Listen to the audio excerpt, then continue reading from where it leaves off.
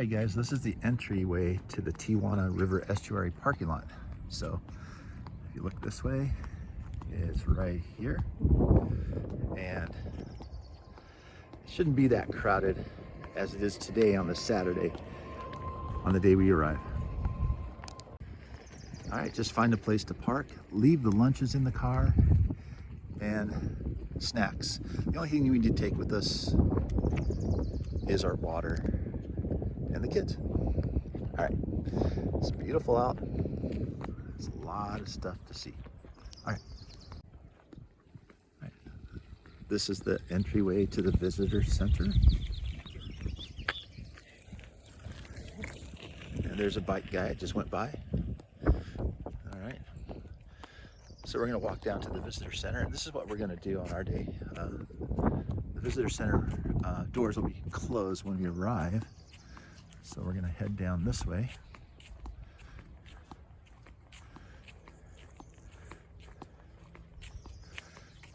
And instead of going all the way down, we're gonna turn this way on this path around the building and meet in a central location. We're gonna go around the building, past the sidewalk, underneath here,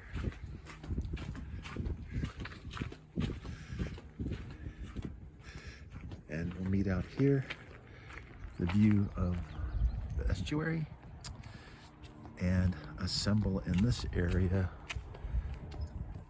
with the kids, and we'll discuss our day. All right, so this is our day. We're going to divide the kids up into 3 different groups of about 6 or 7 kids each. The kids that get a little rambunctious are going to be with me. So those 3 kids will be with me, and we're going to meet here and talk first. This beautiful salvia clevelandia. You take a little rub on there and you smell it, and it's a beautiful lavender smell. It's really cool. So anyway, each kid is going to have a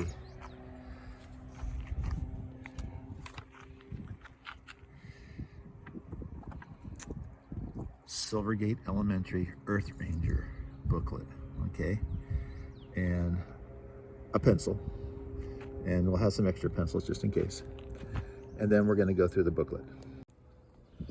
All right, so don't you hate it when people have something in front of you that you can read and then they start reading it?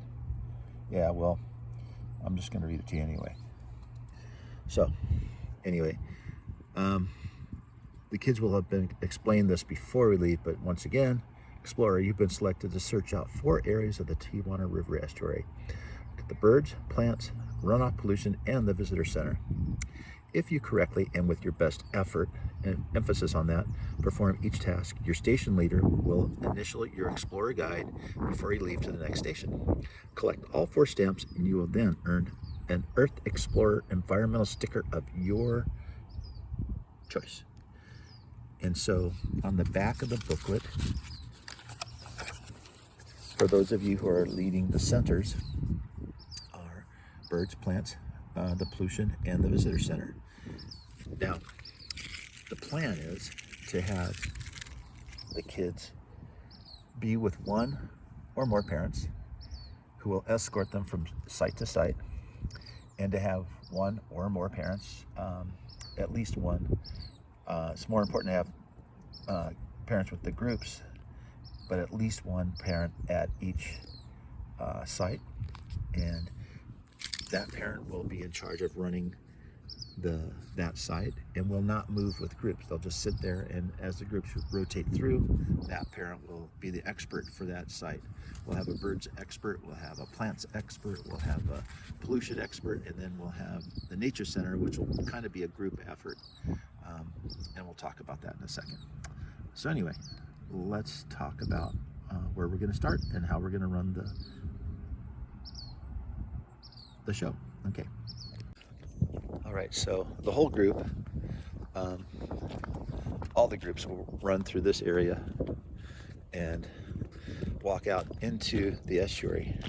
I really like this estuary. I've been coming here for at least 25 years, I guess. This estuary was actually started in 1980, and the people of Imperial Beach wanted to have this area preserved, and the state parks got together and said that's a good idea. So it's the largest watershed in San Diego County, I think. But anyway, if you look out there, you can see where those people are, and just beyond those little structures, just to give you an idea how things have changed. Those are the stanchions for the sewage pipe that used to run out of IB, and so they used to run their raw sewage right out through the pipe and dump it into the estuary and out into the ocean. So anyway, we're going to continue along this path and move on here. All right, so we're getting close to the place where we're going to divide the groups, okay? And it's kind of interesting the way we're going to do things. Having never done this before with a class, and in particular with kindergarten, timing is important. So each group's experience will last about 20 minutes. We don't want to miss our timing, so it's imperative that everybody meet back here every 20 minutes. All right, so this is the McCoy Trail, and the bird group will be going on this trail first, because this gets you right into the estuary where you can actually see the birds. So we'll walk out here a little bit so you can see this. And then also the plant group. You'll be doing some work in this area. There's lots of things to see here in this area. But then we're gonna walk over to where the bridge is, and they can do their observations there too, because for plants, we're gonna look at, they're supposed to sketch out 3 different plants they see here with their expert. And then 3 that are found more on the land, not water plants. And then we're gonna walk over to the bridge area where we can see more things that are found in and around the water. So we'll do that right now. All right, in this area, there are different varieties of plants and found along the banks of the estuary river here. So we're gonna look at it a little closer later on, but here's where we're gonna look at those plants. And while I'm at it, you can see a couple of, I believe, hawks flying there. And there's a swallow. Okay, so there's a couple of different plants along here, and this is a good look at that. Now at high tide, this little estuary area right here, it'll be filled with water side to side. And this is a little bit past the regular time that we'll be here. It's 11 o'clock now on a Saturday, but we'll talk about them. So they're supposed to sketch some plants that are found right along the water's edge, and it doesn't really matter if they sketch the same plant over and over, but just to let them know that there are some plants that are more water oriented and some that are more land oriented. So at any rate, there's a crow. All right, next we'll talk about the birds. You can just see all the wonderful plants they have here, and I'm hopeful that a lot of these plants, not a lot, I really don't think a lot of these yellow plants will be still blooming on May 9th, which is a couple of weeks from now, but you know, what else? Looks like summer's still ready to go, so we'll just see. But it's a really beautiful place to come in the springtime, so we'll check that out. All right, so this is the area where the plant people will stop. Okay, it's this first little turnout here, and you get a very good look at, you know, the plants that are found here in the estuary, land and in the water. So this is where the plant people will stop, and they can do their observations, and they can do their drawings. Now they'll have, their booklets won't have paper, they'll actually have cardstock that will be supporting this, and I'll show you what their little booklet part looks like for plants. Okay, so this is what it looks like for plants. It's just, you know, 3 different water plants, and you can kind of see down there. There a couple that are really close. It's kind of like almost like a moss, but then also you see, I think they're calling it pickleweed, but you know what most people call pickleweed is the same. It's just a generic name. And then also the grasses, you see that tule reed all over the place. So, and experts, you will have much more information with you. I'm going to give it to you next week so that you guys can, or I should say not next week, sometime during the week before we actually go. So when we find out who wants to do the expert part, and it'll be fun. You guys will be really happy about this. All right, so bird people, there's a crow, like right here. You can see there's a black crested night heron, and this is how close you can get to animals in the park. And we have to try to keep the kids quiet, but this guy's been around for the last, well, he was here last weekend. I don't know how much they pay him to be here that close, but anyway, there he is. And so the kids will be seeing that. So birds, let's talk about birds for a second. All right, so I don't know what kind of bird that is, but anyway, it just took off out of the weeds, and I think it's a northern harrier, maybe. So at any rate, there's a crow again. There's lots of crows. The crows don't like the harriers, but anyway, for the birds, okay, you guys won't stop here. You guys are gonna walk beyond and go to the end of the McCoy Trail, and that's down there. As you can tell, there are lots of birds. I heard that there's like over 350 species of birds that find their way to this place. Oh, look at that. And there's a snowy egret right there. So yeah, it's pretty cool down here for birds especially, but you know, plants too, obviously. And there's another egret.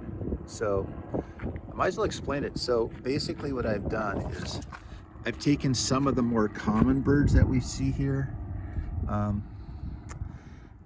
and basically all they do is if they spot a bird, we have the hummingbird, harrier, which I think is that's the bird that took off. It looks like that. And then an osprey. It wasn't an osprey, I know that. California least tern, that you see these oftentimes flying around. The egret, of course, and then the rails, the ridgeway rail. Okay, so those, all they do is if they see it, they just put a little tally mark. So we've been working on doing tally marks, so we're going to do that. But what if they see another bird? And you'll have a bird guide with you. If you see one, then you guys can just write it off to the side right there as other birds. And I'll explain this to the kids. And they can just put tally marks of all the different other birds they see, because, you know, I only had so much space. So anyway, hopefully you'll see a lot of these birds. But let me get this a little bit smaller. So anyway, so that's that for the birds. And then you guys can go all the way to the end. And if you just sit there and listen and look, you'll see a lot of birds. So we'll do that. Okay, so I don't know if you guys can hear because of the airplanes, but there's another black-crested night heron, okay? And if you look over here, there's actually another one. They're all over the place today. So that would be not on our list. Unfortunately, I should have put that on the list, but whatever.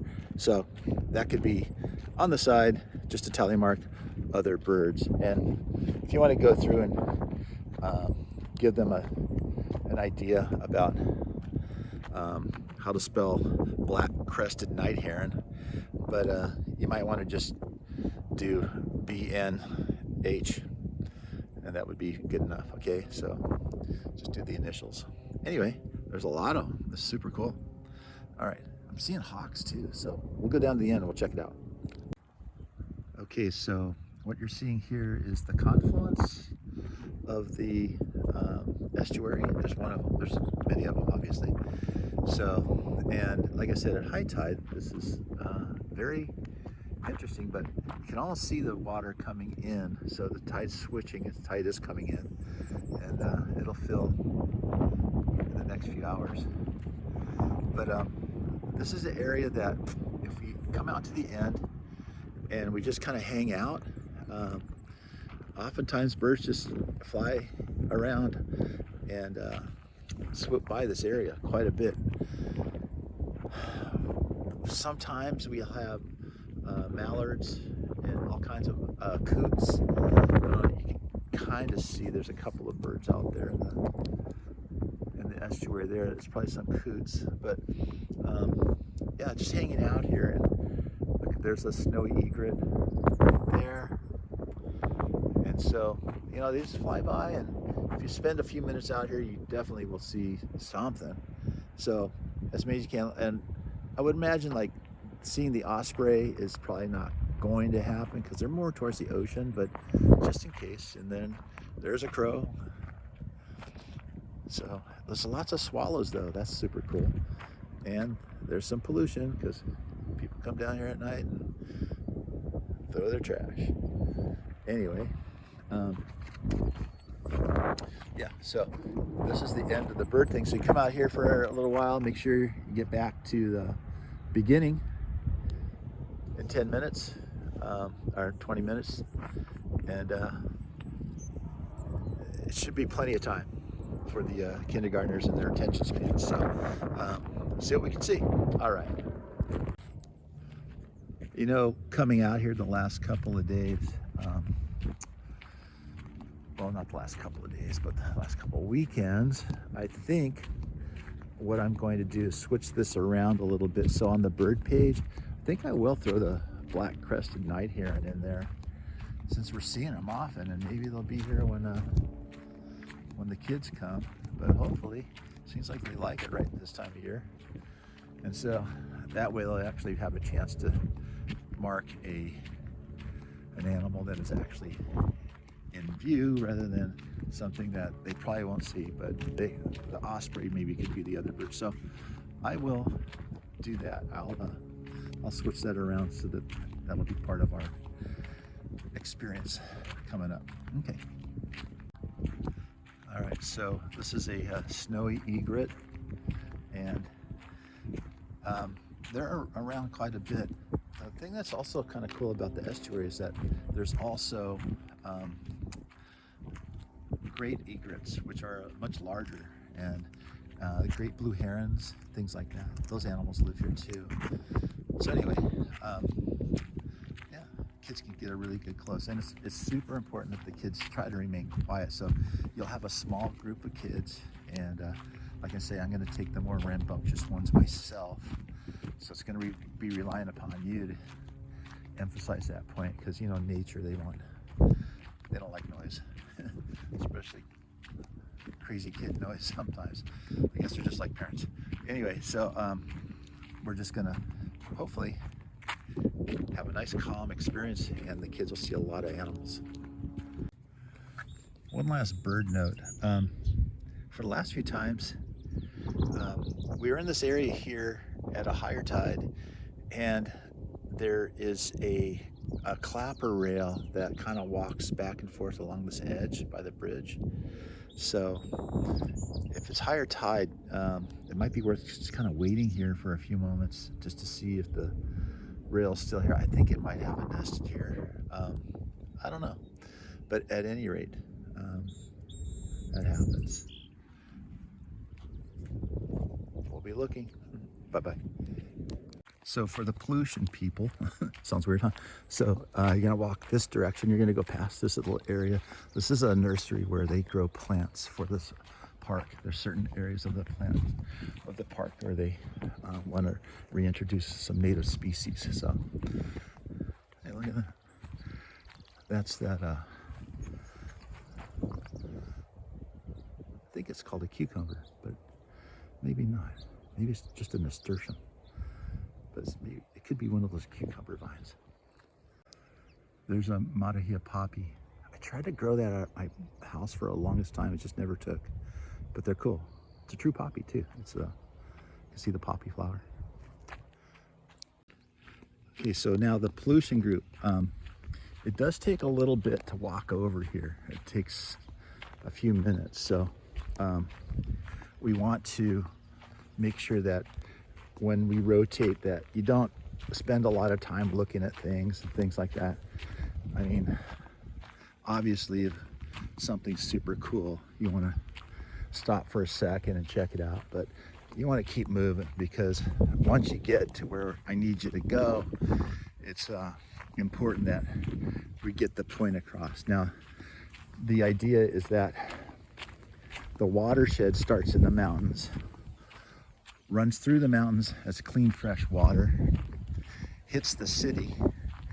The Tijuana River starts in the United States, flows through Mexico, where it picks up a ton of pollution, then flows back into the United States.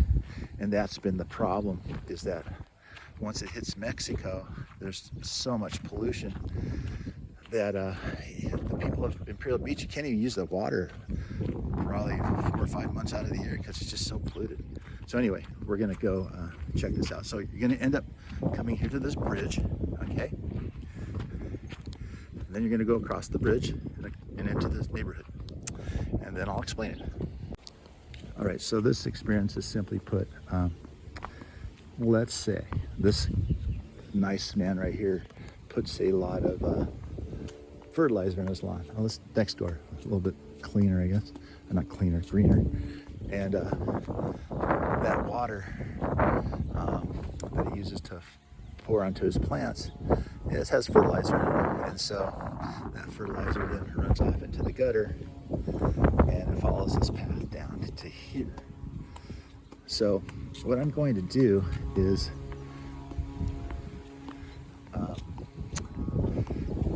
hopefully just explain what happens. The water flows to here, and then it would flow across the street here eventually, because you can see the tilt of the street goes to this direction. Why? Because there is a storm drain right here, and then the storm drain used to say no dumping. I live downstream, which is a little picture of a duck. And then it goes under the wall, underground here. Now this water here would not flow over that little ridge to go into the estuary. It would flow back into that storm drain, but the storm drain would keep going. And as you can tell, here's another access to that same storm drain. And then all of this water would come down here and actually enter this culvert, which directly dumps into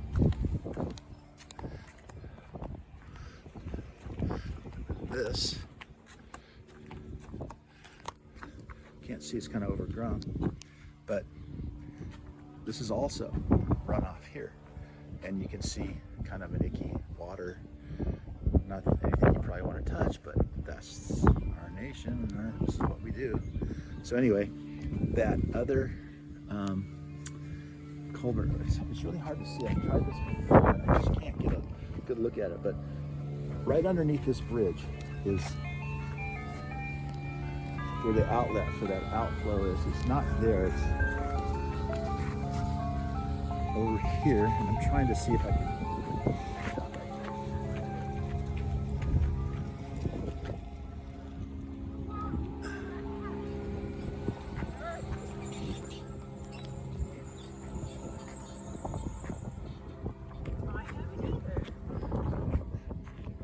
so that's where the water flows, and then it goes out this culvert, and it goes out to this estuary branch, and it just falls along into the main estuary, and that's how pollution happens.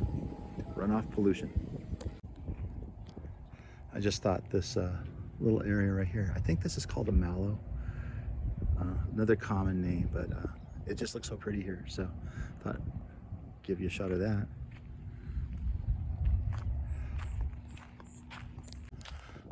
Also, pollution people, the walk back, once again, you know, you don't want to spend a whole lot of time over there, but for every station I will have extra information you can give to the kids, things like that, little I don't know, like a field guide or whatever you want to call it. But anyway, the big idea is that we don't want the kids to spend too much time at any one station, but just enough time to get the information they need, because the overall goal is this: to make sure that we see the estuary as a place that needs to be preserved, okay, in its natural state, and that people have impacted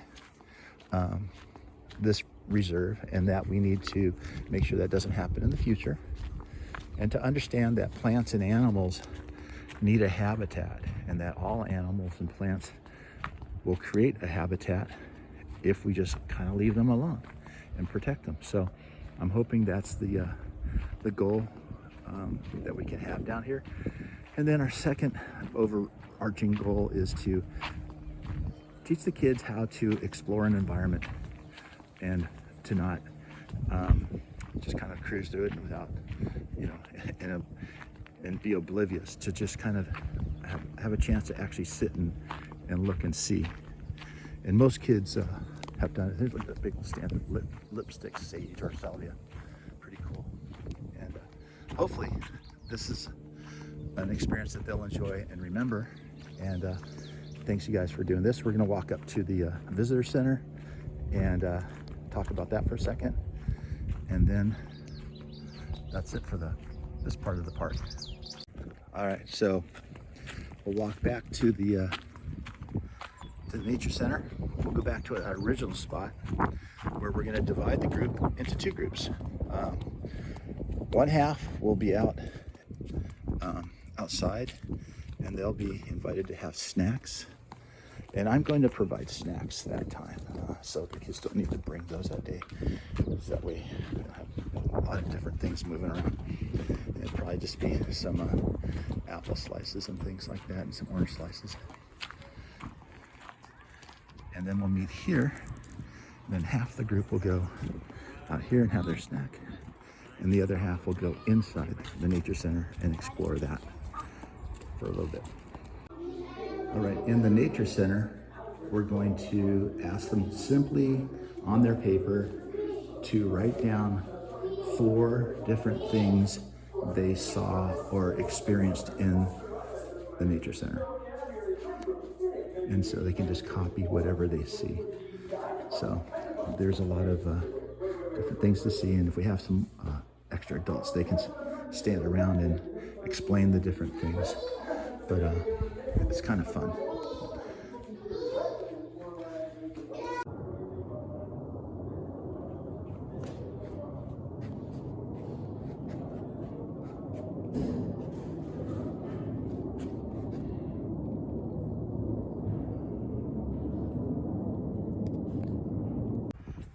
One last thing, here's boys and girls bathroom and water fountain, but we'll have the kids bring water, but if they really need to go, then there's a bathroom. They're decent, and that's about it. You know, I'll talk to the kids all next week about stewardship and taking care of things and not being obnoxious and just enjoying the day and enjoying the time being in nature.